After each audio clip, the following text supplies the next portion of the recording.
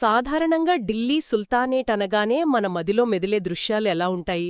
భారీ ఏనుగులు, పదునైన కత్తులు, దర్జాగా సింహాసనం మీద కూర్చున్న సుల్తానులు. అవును, ముఖ్యంగా వాళ్ళు ధరించే ఆ బరువైన అద్భుతమైన కిరీటాలు లేదా తలపాగాలు. ఎగ్జాక్ట్లీ. కాని చరిత్రలో మనం తరచుగా మర్చిపోయే ఒక చిన్న అధ్యాయంలో ఈ దర్బారు దృశ్యం పూర్తిగా మారిపోయింది. అప్పటి పాలకులు, వాళ్ల ముఖ్య అనుచరులు ఆ పెద్ద తలపాగాలు కాకుండా ఒక విచిత్రమైన కోణీయ టోపీలు అంటే పాయింటెడ్ క్యాప్స్ ధరించడం మొదలుపెట్టారు. వాళ్ళనే కులాహ్ ధారన్ అంటారు. రైట్, అదొక చాలా ఆసక్తికరమైన మార్పు అసలు. మామూలుగా ఢిల్లీలో ఆ తలపాగాలు ధరించేవారిని దస్తార్బందన్ అని పిలిచేవారు. కాని ఈ కొత్త పాలకులు ఆ పాయింటెడ్ టోపీలు ధరించడం వెనుక ఏదో కొత్త ఫ్యాషన్ ట్రెండ్ లేదు. మరి ఏముంది? దాని వెనుక ఒక మహాసామ్రాజ్య పతన భయముంది. దానికి తోడు తమకంటూ ఒక కొత్త మతపరమైన గుర్తింపును సృష్టించుకునే ఒక డీప్ రాజకీయ వ్యూహముంది. కరెక్ట్. సో ఈరోజు మన ఈ లోతైన విశ్లేషణలో కోణీయ టోపీలు ధరించిన సయ్యద్ వంశం గురించి మాట్లాడుకోబోతున్నాం. ముఖ్యంగా రాబోయే యూపీఎస్సీ 2026 ప్రిలిమ్స్ పరీక్షలకు సిద్ధమయ్యే అభ్యర్థుల కోసం ఇది చాలా కీలకం. అవును, కేవలం 37 సంవత్సరాల సయ్యద్ వంశ పాలన ఇది. 1414 నుండి 1451 వరకు. మన లక్ష్యమేంటంటే ఈ చర్చ పూర్తయ్యేసరికి అర్ధరాత్రి నిద్రలో లేపి అడిగినా సరే సయ్యద్ రాజుల పేర్లు, వాళ్ల ఆర్కిటెక్చర్, వాళ్ల వ్యూహాలు ప్రతి ఒక్కరికి ఖచ్చితంగా గుర్తిండిపోవాలి. తప్పకుండా. సో అసలీ కులాహ్ దారాన్ టోపీలు ఎందుకు ధరించేవారో అక్కడ్నుండే మొదలు పెడదామా? ఆ మతపరమైన వ్యూహమేంటసలు? ఆ టోపీలు వాళ్లకి ఒక సైద్ధాంతికమైన స్టేట్మెంట్ లాంటివి. అంటే సయ్యద్లు తమను తాము ఇస్లామిక మతపరమైన తరగతికి, అంటే సాక్షాత్తు ఆ మహమ్మద్ ప్రవక్త వారసులమని చెప్పుకున్నారు. ఓ, ప్రవక్త వారసులమా? అవును.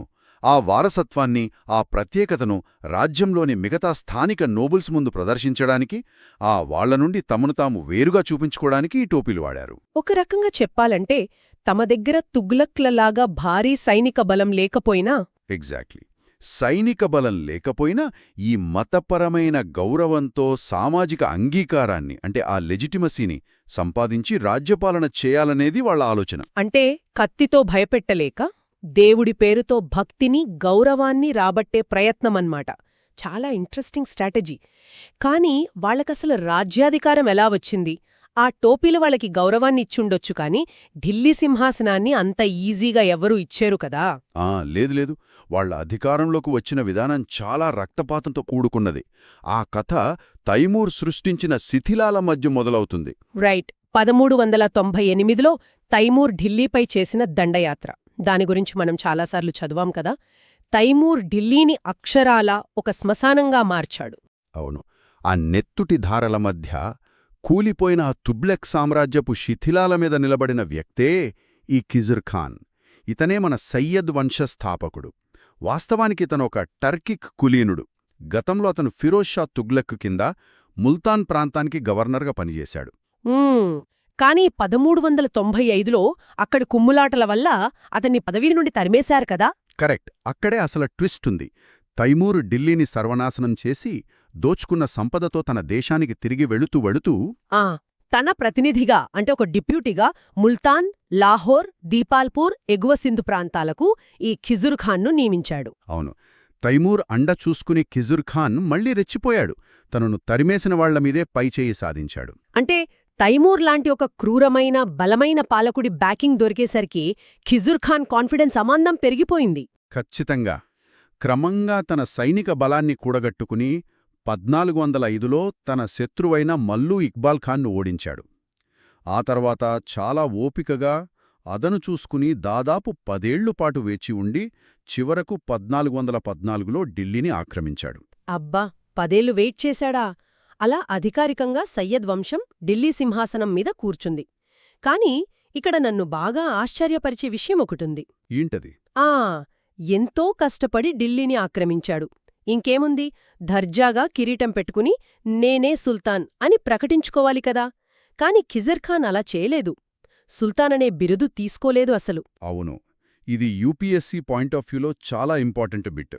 అతను సుల్తానని పిలిపించుకోలేదు. దానికి బదులుగా అతను తైమూర్ వారసుడైన షారుఖ్కు సామంతుడుగానే కొనసాగాడు. మనం ఈ లాజిక్ని కొంచెం డీకోడ్ చేద్దాం. ఒక ఆధునిక ఉదాహరణ చెప్పుకుందాం. ఒక కొత్త కంపెనీ బాసున్నాడు.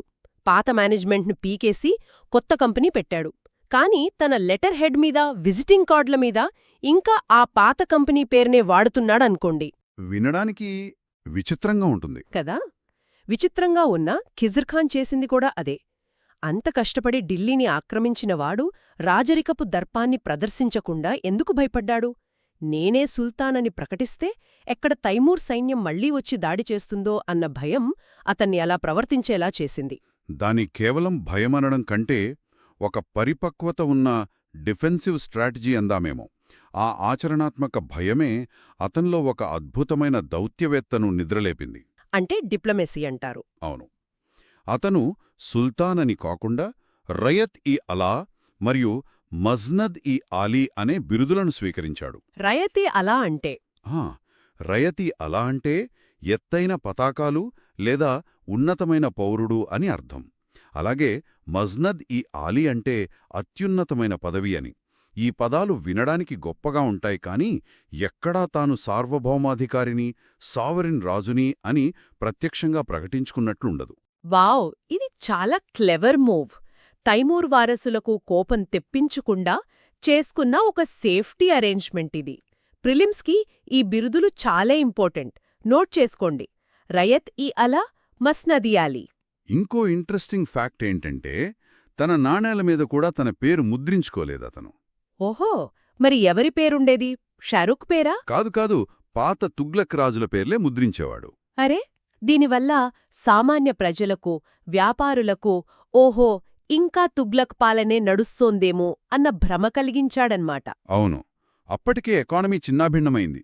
కొత్త నాణేల ముద్రించి మార్కెట్లో అస్థిరత సృష్టించడం అతనికిష్టం లేదు. ఇది కేవలం పొలిటికల్ మూవ్ మాత్రమే కాదు, ఒక ఎకనామిక్ స్ట్రాటజీ కూడా. రైట్. మరి అడ్మినిస్ట్రేషన్ పరంగా చూస్తే అతని పవర్ ఎంతవరకు ఉండేది? ఢిల్లీ మొత్తం అతని కంట్రోల్లో ఉందా? వాస్తవానికి ఖిజిర్ఖాన్ అధికారం అంత గొప్పగా ఏమీ లేదు. అది కేవలం పంజాబ్ మరియు గంగా యమునా దోవాబ్ ప్రాంతాలకే పరిమితమైంది. అంటే చాలా చిన్న ప్రాంతం. అవును. తన వజీరైన మాలిక్ ఉస్ షార్క్, మాలిక్ తుఫ్ఫా ద్వారా కటేహార్ రాజా హర్సింగ్ చేసిన తిరుగుబాటును అణిచివేశాడు. అలాగే 1416లో బయానా, గ్వాలియర్ ప్రాంతాలను తన గుప్పెట్లోకి తెచ్చుకున్నాడు. కానీ ఒకప్పటి ఢిల్లీ సుల్తానేట్ వైశాల్యంతో పోలిస్తే ఇది చాలా చాలా చిన్నది. తండ్రి ఖిజిర్ఖాన్ బతికినంతకాలం ఒక సామంతుడిగానే ఆ తైమూర్ నీడలోనే బతికాడు. 1421లో అతను చనిపోయిన తర్వాత అతని కొడుకు ముబారక్ షా అధికారంలోకి వచ్చాడు. ఇక్కడ పరిస్థితి పూర్తిగా మారుతుంది. చూడండి, ముబారక్ షా తండ్రిలాగా అలా నీడలో బతకడానికి ఇష్టపడలేదు. అవును. తైమూర్ వారసుల దాడుల నుండి రాజ్యాన్ని కాపాడుకుంటూనే తనకంటూ ఒక ఉనికిని చాటుకోవాలనుకున్నాడు. ఎగ్జాక్ట్లీ. ముబారక్ షా పాలన 1421 నుండి 1434 వరకు సాగింది. సయ్యద్ వంశంలో మొట్టమొదటిసారిగా షా అనే బిరుదు తీసుకున్నది ఇతనే. ఓకే, షా. అవును. ముయిజుద్దీన్ ముబారక్ షాగా తన పేరును మార్చుకున్నాడు. అంతేకాదు, తైమూర్ వారసులతో అధికారికంగా సంబంధాలు తెంచుకుని ఇస్లామిక్ ప్రపంచపు అత్యున్నత మత గురువు అయిన ఖలీఫా పట్ల విధేయత ప్రకటించాడు. ఇది యూపీఎస్సీకి చాలా ముఖ్యమైన పాయింట్. ఒక్క నిమిషం, ఇక్కడ నాకొక లాజికల్ డౌట్ వస్తోంది.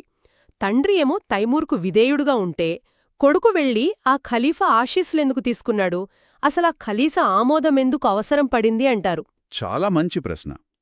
తైమూర్ సామ్రాజ్యంతో సంబంధాలు తెంచుకోవాలని ముబారక్ షా డిసైడ్ అయ్యాడు. కాని అతను అధికారికంగా సుల్తాన్గా మారాలంటే ఆ స్థానిక నోబల్స్ అతన్ని యాక్సెప్ట్ చేయాలి కదా. ఒప్పుకోవాలి. అందుకే పొలిటికల్గా తైమూర్ నుండి విడిపోయినా మతపరంగా ఖలీఫా ప్రాపకం సంపాదించాడు. ఆ మతపరమైన ఆమోదం ఉంటే తన పాలనకు ఒక పవిత్రత, అంటే లెజిటిమసీ వస్తుందని, ఎవ్వరూ తనపై ఈజీగా తిరుగుబాటు చేయరని అతని వ్యూహం. భలే ప్లాన్ వేశాడు. అయినా సరే తిరుగుబాట్లు ఆగలేదు కదా? ఆగలేదు. మాల్వా సుల్తానైన హోషాంగ్ షా ఘోరీని ఓడించాడు. పంజాబ్లో తలెత్తిన జస్రత్ ఖోఖర్ తిరుగుబాటును చాలా కఠినంగా అణిచివేశాడు. ఒకవైపు ఇన్ని యుద్ధాలు చేస్తూనే 1433లో యమునా నది ఒడ్డున ముబారకాబాద్ అనే కొత్త నగరాన్ని కూడా నిర్మించాడు. అవును, ముబారకాబాద్. కానీ అతని తర్వాత వచ్చిన ముహమ్మద్ షా కాలంలో అంటే 1434 నుండి 1445 వరకు చూస్తే ఎక్కడ చూసినా తిరుగుబాట్లే. కటేహార్, బదౌన్, ఇటావా, పటియాలి, గ్వాలియర్, కాంపిల్ ఇలా దేశమంతా అగ్నిగుండంలా ఎందుకు మారిపోయింది? దీనికి కారణం మనం కేవలం వ్యక్తుల కోణంలో కాకుండా ఒక సిస్టమిక్ ఫెయిల్యూర్గా అర్థం చేసుకోవాలి. కేవలం రాజులు బలహీనపడటం మాత్రమే కాదు, ఢిల్లీ సుల్తానేట్ యొక్క ఇక్తా వ్యవస్థ కుప్పకూలిపోయింది. ఇక్తా సిస్టమ్, రైట్. సైనిక అధికారులకు జీతాలకు బదులుగా భూమిని ఇచ్చే వ్యవస్థ కదా ఇది. అవును, ఆ భూమి మీద రెవెన్యూ హక్కులిస్తారు. కేంద్ర ప్రభుత్వం బలంగా ఉన్నప్పుడు ఈ అధికారులు ఆ భూమి నుండి పన్ను వసూలు చేసి కొంత కేంద్రానికి పంపేవారు, ఆ మిగతాది సైన్యాన్ని పోషించడానికి వాడేవారు. ఓహో, అంటే ఎప్పుడైతే కేంద్రం బలహీనపడిందో ఈ ప్రాంతీయ అధికారులు ఇండిపెండెంట్ రాజుల్లా ప్రవర్తించడం మొదలుపెట్టారన్నమాట. ఎగ్జాక్ట్లీ. కేంద్రానికి ఆ డబ్బు, శిస్తు పంపటం మానేశారు. ఎప్పుడైతే కేంద్రానికి శిస్తు రావటం ఆగిపోయిందో ఢిల్లీ ఖజానా ఖాళీ అయిపోయింది. రాజు దగ్గర డబ్బు లేకపోతే అతను పెద్ద సైన్యాన్ని మెయింటైన్ చేయలేడు. సైన్యం లేకపోతే ఈ రీజనల్ లీడర్స్ని కంట్రోల్ చేయలేడు. ఇదొక విషవలయం కదా. అవును, ఒక విషస్ సైకిల్. కేంద్రం బలహీనపడటం వల్ల ఎకానమీ దెబ్బతింది. ఎకానమీ దెబ్బతినటం వల్ల ఆర్మీ లేదు. ఆర్మీ లేకపోవటం వల్ల ప్రాంతీయ నాయకులు మరింత రెచ్చిపోయారు. దీన్ని తట్టుకోలేకనే కదా ముహమ్మద్ షా ఒక సూసైడల్ డెసిషన్ తీసుకున్నాడు. తన సొంత కులీనుల తిరుగుబాటులను అణచివేయలేక ఏకంగా బయటి వ్యక్తి అయిన పంజాబ్ గవర్నర్ బహ్లోల్ లోడీ సహాయం కోరాడు. అవును, ఇది చరిత్రలో ఒక టర్నింగ్ పాయింట్. పైగా కృతజ్ఞతగా అతనికి ఖానే ఖానాన్ అనే అత్యున్నత బిరుదిచ్చాడు. అంటే ఖాన్లకే ఖానని. ఇది వినడానికి ఎంత ట్రాజిక్గా ఉందంటే తన గొయ్యి తానే తవ్వుకున్నట్లుంది. ఆ తర్వాత వచ్చిన చివరి రాజు ఆలం షా కథ వింటే ఎవరికైనా ఆశ్చర్యం వేస్తుంది. 1445 నుండి 1451 వరకు అతని పాలన. ఒక రాజు చరిత్రలో ఎలా గుర్తుండిపోవాలనుకుంటాడు? ఏ యుద్ధభూమిలో వీరమరణం పొందాడనో లేదా గొప్ప సామ్రాజ్యాన్ని కట్టాడనో కదా. అవును, కాని ఈ ఆలం షా ఏకంగా తన రాజ్యాన్ని వదిలేసి బదౌన్ అనే ప్రాంతానికి పారిపోయి ప్రశాంతంగా రిటైర్మెంట్ తీసుకున్నాడు. ఒక రాజు పదవిని వదిలేసి పారిపోయి రిటైర్ అవడమేంటి? వినడానికి విచిత్రంగా ఉన్నా అప్పటి పరిస్థితులను బట్టి చూస్తే ఆలం షా తీసుకున్న నిర్ణయం చాలా ప్రాక్టికల్. ప్రాక్టికల్ అంటారా? అవును, ఎందుకంటే అతను అత్యంత అసమర్థుడు, పైగా భయస్థుడు. తన చుట్టూ ఉన్నవారు, ముఖ్యంగా అతని సొంత వజీర్ హమీద్ ఖాన్ తనపైనే కుట్రలు చేస్తున్నాడని అతనికి అర్థమైపోయింది. హమీద్ ఖాన్ ఏకంగా బహ్లోల్ లోడీని ఢిల్లీకి ఆహ్వానించాడు కదా. రైట్. తనకు సింహాసనం మీద కూర్చునే దమ్ముగాని ఆ సైన్యాన్ని నడిపించే సత్తాగాని లేవని ఆలం షా గ్రహించాడు. సింహాసనం కోసం పోరాడి ఎవరి చేతిలోనో చావడం కంటే బదౌన్కు వెళ్లిపోయి ప్రాణాలతో మిగలడమే బెటర్ అనుకున్నాడు. ఒక రాజవంశం కత్తి దెబ్బతో కాదు, ఒక రాజు తన పదవిని వదిలేసి వెళ్లిపోవడం ద్వారా అంతమైంది. అలా లోడీ వంశం ఎలాంటి రక్తపాతం లేకుండా అధికారంలోకి వచ్చింది.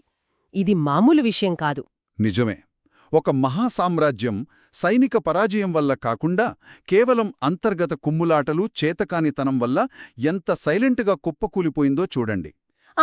సరే, ఈ రాజుల పొలిటికల్ స్టోరీస్ పక్కన పెడదాం. యూపీఎస్సీ లాంటి పరీక్షల్లో మనల్ని ఎక్కువగా అడిగేది అడ్మినిస్ట్రేషన్, ఆర్కిటెక్చర్ గురించే కదా. వాస్తవానికి ఇవే ఎగ్జామ్కి అత్యంత కీలకం. ఇందాక మీరు ఇక్తా వ్యవస్థ విఫలమైంది, రెవెన్యూ రావడం లేదు అన్నారు. మరి న్యాయ వ్యవస్థ ఎలా ఉండేది అప్పట్లో? న్యాయ వ్యవస్థలో ఒక ఆసక్తికరమైన బ్యాలెన్స్ ఉండేది. ఇస్లామిక్ చట్టం అంటే షరియా ప్రకారం తీర్పులు చెప్పడానికి స్థానిక ఖాజీలుండేవారు. ఖాజీలు, ఓకే. చట్టాలను అమలు చేస్తూనే ఆ ఊరి కస్టమ్స్ని కూడా కలుపుకొని పల్లెల్లో ఎలాగైతే గొడవలు లేకుండా చూసుకుంటాయో అచ్చం అలాగే ఉందన్నమాట. చాలా ప్రాక్టికల్ అప్రోచ్ అది. అవును, అడ్మినిస్ట్రేషన్ పరంగా ఇది ఒక ఇంపార్టెంట్ పాయింట్. ఒక్క నిమిషం ఇక్కడ ఆగుదాం. వాస్తుశిల్పం అంటే ఆర్కిటెక్చర్ గురించి మాట్లాడుకునే ముందు నాకొక పెద్ద డౌట్ వస్తోంది. దేశమంతా తిరుగుబాట్లు జరుగుతున్నాయి, పన్ను వసూలు కావడం లేదు, ఎకానమీ కొలాప్స్ అయింది అని ఇందాకే అనుకున్నాం కదా. మరి ఇలాంటి బ్యాంక్రప్ట్ అయిన సమయంలో కూడా ఈ రాజులు అద్భుతమైన సమాధులు, కొత్త తరహా కట్టడాలు కట్టడానికి వాళ్ళకి డబ్బు, టైం ఎక్కడ్నుందొచ్చాయి? అద్భుతమైన భవనంతో రేస్ చేశారు. మీరు గమనిస్తే ఖిల్జీలు లేదా తుగ్లకుల కాలంలో లాగా సయ్యదులు భారీ నగరాలను, పెద్ద పెద్ద డిఫెన్స్ కోటలను నిర్మించలేదు. అవును కదా, ఎక్కడ పెద్ద కోటల ప్రస్తావన రాదు. ఎందుకంటే వాళ్ల ఆర్థిక పరిస్థితికి అంతటి భారీ నిర్మాణాలు అసాధ్యం. కాబట్టి వాళ్ళు కేవలం సమాధుల నిర్మాణానికే పరిమితమయ్యారు. ఆ టూమ్స్ చిన్నవే అయినా అందుబాటులో ఉన్న వనరులతోనే ఆర్కిటెక్చర్లో కొత్త ప్రయోగాలు చేశారు. పైగా అప్పటికి కేంద్రం దగ్గర డబ్బు లేకపోయినా కులీనుల వద్ద, అంటే ఆ నోబుల్స్ దగ్గర డబ్బుండేది. రెవెన్యూ అంతా వాళ్లే తింటున్నారు గదా. ఓహో పాయింట్. అంటే కోటలు కట్టే స్తోమత లేక ఉన్నంతలో సమాధులను అందంగా కట్టుకున్నారు. ఇక్కడే మన ప్రిలిమ్స్కి సంబంధించిన ఒక ఎక్సలెంట్ బిట్ దాగి ఉంది. సయ్యదులు వాస్తుశిల్పం ద్వారా ఆ సామాజిక హోదాను అంటే హైరార్కీని ఎలా విభజించారో కొంచెం వివరిస్తారా? తప్పకుండా. వాళ్ల నిర్మాణాలను చూస్తే సమాధి ఆకారాన్ని బట్టి అందులో ఉన్నది రాజో లేక సాధారణ మంత్రో సులభంగా చెప్పేయచ్చు. అదెలా సాధ్యం? పాలకుల సమాధులను అష్టభుజాకారంలో నిర్మించారు. అంటే ఆక్టాగనల్ షేప్లో 8 భుజాలుండేలా. అదే మంత్రులు లేదా కులీనుల సమాధులను చతురస్రాకారంలో అంటే స్క్వేర్ షేప్లో నిర్మించారు. వాస్తుశిల్పం ద్వారా మనుషుల సామాజిక హోదాను ఇలా విభజించడం వీళ్ల కాలంలో ఒక ప్రత్యేకత. అష్టభుజాకారం రాజులకు, చతురస్రాకారం మంత్రులకు. ఈ పాయింట్ని అభ్యర్థులు ఖచ్చితంగా నోట్ చేసుకోవాలి. ఈ నిర్మాణాలకు బెస్ట్ ఎగ్జాంపుల్ ముబారక్ షా సమాధి కదా. ఇది ఎర్ర ఇసుకరాయితో నిర్మించారు. దీనికి దక్షిణాన ముఖద్వారముంటుంది. లోపల ఒక అద్భుతమైన అష్టభుజాకారపు హాల్. అవును, పడమటి వైపున మక్కా దిశను అంటే ఆ ప్రార్థనా దిశను సూచించే మిహ్రాబ్ ఉంటుంది. రైట్, మెహ్రాబ్. కానీ దీని డిజైన్లో ఒక పెద్ద లోపముందని ఆర్కిటెక్చరల్ హిస్టోరియన్స్ చెప్తారు. అదేంటి? ఇంజనీరింగ్ పరంగా వాళ్లు కొన్ని ఎక్స్పెరిమెంట్స్ చేశారు, కానీ అవి పూర్తిగా సక్సెస్ అవ్వలేదు. గోడలకు సపోర్టుగా వాలుగా ఉండే బట్రెస్లు వాడారు, అంటే స్లోపింగ్ బట్రెసెస్. ఎందుకంటే పైనున్న గుమ్మటం బరువును ఆ గోడలు మోయాలి కాబట్టి. ఎగ్జాక్ట్లీ. కానీ వాళ్ళు నిర్మించిన గుమ్మటం, ఆ డోమ్, కింది నిర్మాణానికి ఏమాత్రం సరిపోలని విధంగా చాలా అసంబద్ధంగా ఉంటుంది. ఒక డిస్ప్రపోర్షనేట్ డోమ్ అనమాట. చూడ్డానికి కొంచెం బ్యాలెన్స్ తప్పినట్లు, కిందొక చిన్న బేస్ పైన భారీ డోమ్ పెట్టినట్లు అనిపిస్తుంది. హో, దాని చుట్టూ పైకప్పుపై ఛత్రీలు అలంకరించారు కదా. ఈ సమాధి పక్కనే ప్రార్థనల కోసం ఒక ఫ్యూనరరీ మసీదు కూడా నిర్మించారు. అవును. ఆ తర్వాత వచ్చిన మొహమ్మద్ షా సమాధి విషయానికొస్తే ఇది ప్రస్తుత ఢిల్లీలోని ప్రసిద్ధ లోడీ గార్డెన్స్లో ఉంది. దాని చుట్టూ తోరణాలతో కూడిన ఒక అందమైన వసారా ఉంటుంది. వరాండా విత్ ఆర్చ్డ్ ఓపెనింగ్స్ అంటారు. ఇక్కడ ఇంకో ముఖ్యమైన ఆర్కిటెక్చరల్ చేంజ్ గురించి మనం మాట్లాడుకోవాలి. ఏంటది? అప్పటిదాకా కమాన్లు అంటే ఆర్చెస్ గుర్రపునాడ ఆకారంలో ఉండేవి, హార్స్ షూ ఆర్చెస్. కానీ సయ్యదుల కాలంలో నిజమైన కమాన్ల వాడకం మొదలైంది, ట్రూ ఆర్చెస్. అసలు ఈ ట్రూ ఆర్చ్ వాడకం వల్ల కట్టడానికొచ్చే అడ్వాంటేజ్ ఏంటి? ఇది ఇండో ఇస్లామిక్ ఆర్కిటెక్చర్లో ఒక పెద్ద మైల్ స్టోన్. గుర్రపునాడ కమాన్లు కేవలం అలంకారానికి బాగుంటాయి, కానీ పైనున్న బరువును గోడల వైపు సమర్థవంతంగా బదిలీ చేయలేవు. కానీ ట్రూ ఆర్చ్ అనేది మధ్యలో ఉండే కీస్టోన్ ఆధారంగా పనిచేస్తుంది. Keystone, right. అవును. పైనుంచి పడే బరువును ఆ కమాన్ అద్భుతంగా రెండు పక్కలున్న స్తంభాలకు పంచుతుంది. దీనివల్ల మధ్యలో ఎలాంటి పిల్లర్స్ లేకుండానే పెద్ద పెద్ద విశాలమైన హాల్లు నిర్మించవచ్చు. పైగా ఈ కాలంలో పైకప్పుకు అదనపు సపోర్టుగా చెక్క దూలాలను అంటే వుడెన్ బీమ్స్ను కూడా వాడటం ప్రారంభించారు. వావ్, ఇదొక అద్భుతమైన ఇంజనీరింగ్ అడ్వాన్స్మెంట్. కాబట్టి సయ్యద్ ఆర్కిటెక్చర్ అనగానే ఆక్టాగోనల్ టూమ్సు, ట్రూ ఆర్చెస్, వుడెన్ బీమ్సు ఖచ్చితంగా గుర్తుకు రావాలి. ఇక కల్చరు, సాహిత్యం విషయానికొస్తే పాలకుల కాలంలో పర్షియన్ భాష రాజభాషగా కొనసాగింది కదా. అవును, కోర్ట్ లాంగ్వేజ్గా పర్షియన్నే వాడేవారు. కాని అప్పటికే దెబ్బతిన్నా నాశనమైన ఢిల్లీలో సామాన్య ప్రజల మానసిక పరిస్థితిని ఏది కాపాడింది అంటారు? ఖచ్చితంగా సూఫీ కవిత్వమే. రాజదర్బారులో పర్షియన్ సాహిత్యం వర్ధిల్లినా క్షేత్రస్థాయిలో ప్రజలను ఓదార్చింది, వాళ్లకి నైతిక బలాన్నిచ్చింది సూఫీ సాధువులే. నిజమే. ఇలాంటి కష్టకాలంలో మతపరమైన ఓదార్పు చాలా అవసరం. వాళ్లు కేవలం పర్షియన్లోనే కాకుండా సామాన్య ప్రజలకు చేరువయ్యేలా స్థానిక, ప్రాంతీయ భాషలలో కూడా భక్తి కవిత్వాన్ని రచించారు. ఇది రాజ్యాధికారం కూలిపోతున్న సమయంలో సమాజంలో ఒక మారల్ డిక్లైన్ రాకుండా అడ్డుకోవడానికి చాలా హెల్ప్ అయింది. ఇదంతా విన్న తర్వాత మనకు స్పష్టంగా అర్థమయ్యేది ఒక్కటే: సయ్యద్ వంశం పాలించిన ఆ 37 సంవత్సరాలు కేవలం తుగ్లకులకు, లోడీలకు మధ్య ఉన్న ఒక చీకటి అధ్యాయం లేదా ఖాళీ సమయం కాదు. అస్సలు కాదు. అది ఒక ట్రాన్సిషన్ పీరియడ్. అవును. ఇండో ఇస్లామిక్ వాస్తుశిల్పంలో ట్రూ ఆర్ట్స్ లాంటి కొత్త ప్రయోగాలకు నాంది పలికిన సమయం. కులాహ్ దారన్, ల పాయింటెడ్ టోపీలు, ఖిజ్రుఖాన్ వాడిన రాయత్-ఈ అలా, మస్నద్-ఈ-ఆలి లాంటి వ్యూహాత్మక బిరుదులు, అష్టభుజాకార సమాధులు, వాలుగా ఉండే బట్రస్సులు ఇవన్నీ అభ్యర్థులు మర్చిపోకూడని అంశాలు. ఖచ్చితంగా పొలిటికల్గా వాళ్లు తమ రాజ్యాన్ని కాపాడుకోవడంలో ఫెయిల్ అయి ఉండొచ్చు. వాళ్ల ఇంటర్నల్ పాలిటిక్స్ వాళ్ల పతనానికి కారణమై ఉండొచ్చు. కాని వాళ్లు చేసిన వాస్తుశిల్ప ప్రయోగాలు ఆ తర్వాత వచ్చిన లోడీ సామ్రాజ్య నిర్మాణాలకు ఒక బలమైన పునాది వేశాయి. చివరగా ఒక చిన్న కాని చాలా లోతైన ఆలోచనతో ఈ సెషన్ ముగిద్దాం. ఇందాక మనం మాట్లాడుకున్నాం కదా, ఖిజిర్ ఖాన్ తైమూర్కు భయపడి సుల్తాన్ అనే బిరుదు తీసుకోలేదు, పాత తుగ్లక్ నాణేలనే వాడాడు అని. అవును, భయం వల్ల అని అనుకున్నాం. మనం దీన్ని పైకి భయమంటున్నాం. కాని ఒకవేళ అతను తన భయాన్ని పక్కన పెట్టి నేనే సుల్తాన్ అని సావరెనిటీ ప్రకటించుకునుంటే ఏమయ్యేది? బహుశా తైమూర్ లేదా అతని వారసుల సైన్యం మళ్లీ వచ్చి ఆ మిగిలిన సగం ఢిల్లీని కూడా పూర్తిగా నేలమట్టం చేసుండేవారేమో కదా. డెఫినెట్గా వాళ్లు ఊరుకునేవాళ్లు కాదు. సో అతను చూపించిన ఆ లొంగుబాటు లేదా బలహీనత వాస్తవానికి ఒక మహావిధ్వంసం నుండి ఢిల్లీని కాపాడిన అద్భుతమైన సర్వైవల్ స్ట్రాటజీ అనుకోవచ్చా? ఒక రకంగా తన ఈగోని పక్కన పెట్టి రాజ్యాన్ని కాపాడాడు. అది నిజంగా చాలా బ్రిలియంట్ పాయింట్. చరిత్రను ఎప్పుడూ ఒకే కోణంలో చూడకూడదు అనడానికి ఇది బెస్ట్ ఎగ్జాంపుల్. శత్రువు అత్యంత బలంగా ఉన్నప్పుడు తలొగ్గడం అనేది ఎప్పుడూ పిరికితనం కాకపోవచ్చు. అది రేపటి కోసం, ఫ్యూచర్ కోసం వేసుకున్న ఒక తెలివైన దౌత్యపరమైన ఎత్తుగడ కూడా కావచ్చు. ఎగ్జాక్ట్లీ.